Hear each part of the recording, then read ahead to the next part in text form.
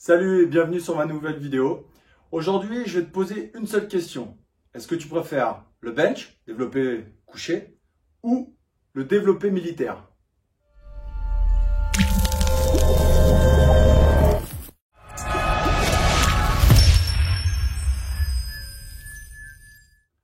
Ok, donc tu te poses la question, qu'est-ce que je vais avoir dans cette vidéo-là?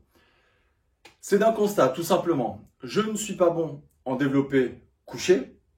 J'aime pas ça, j'ai pas de bonnes sensations. Je trouve que ça sert à rien pour moi.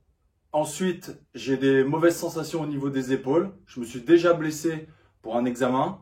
Du coup, j'ai un peu peur. Ça n'empêche qu'il faut quand même travailler ce pattern de mouvement de pousser. Au lieu que ça soit horizontal, je vais travailler de manière verticale. Donc, le développé militaire est beaucoup plus intéressant pour travailler ça. Alors tu dis, ouais, mais moi je suis carrément une quiche en développé militaire. Bah écoute, j'ai envie de te dire, c'est comme tout. Tout se travaille. Tu seras aussi bon en développé militaire qu'en développé couché. Qu'est-ce qui va changer? C'est comme je le dis souvent à mes athlètes ou à mes élèves, c'est le travail. Le travail technique, il faut en faire. Pour faire un bon développé militaire, il te faut quoi? J'ai envie de te dire, il faut partir de la base. Il faut un pied solide.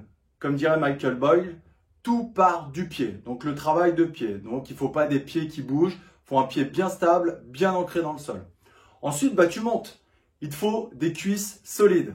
Donc là, il n'y a pas besoin de tergiverser. Il faut faire du squat. Du squat, du back squat, du front squat, comme tu veux. Mais il faut un gros travail de jambes. Qui dit jambes, dit tout de suite fessier. Pour avoir ce bloc au niveau des hanches. Et qu'est-ce qu'il y a légèrement au-dessus? Le corps, C-O-R-E. Donc les abdos. J'aime pas dire les abdos parce que tout de suite, on va tomber dans les exercices type crunch et compagnie. Non, ça, c'est pas fait pour moi. D'accord? Le corps, c'est du travail de gym. C'est du travail lourd. Alors lourd, ça veut dire du travail lourd pour toi. D'accord?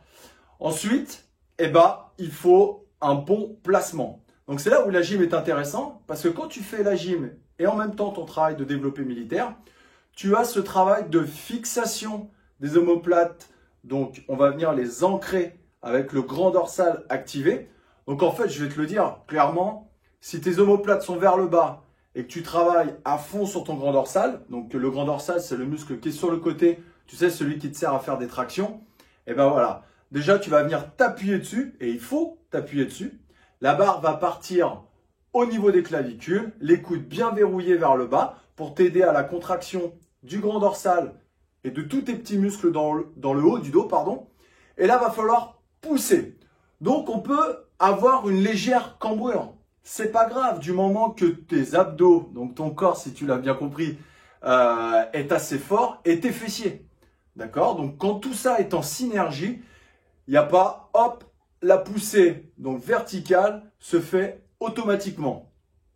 Pense à bien serrer tes poignets. Moi, j'ai une fâcheuse tendance à avoir ces poignets cassés. Bon, je le paye. Des fois, j'ai un peu mal aux poignets. Rien de grave.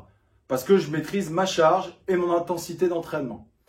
Donc, si tu veux avoir une bonne poussée verticale, le développé militaire est fait pour toi.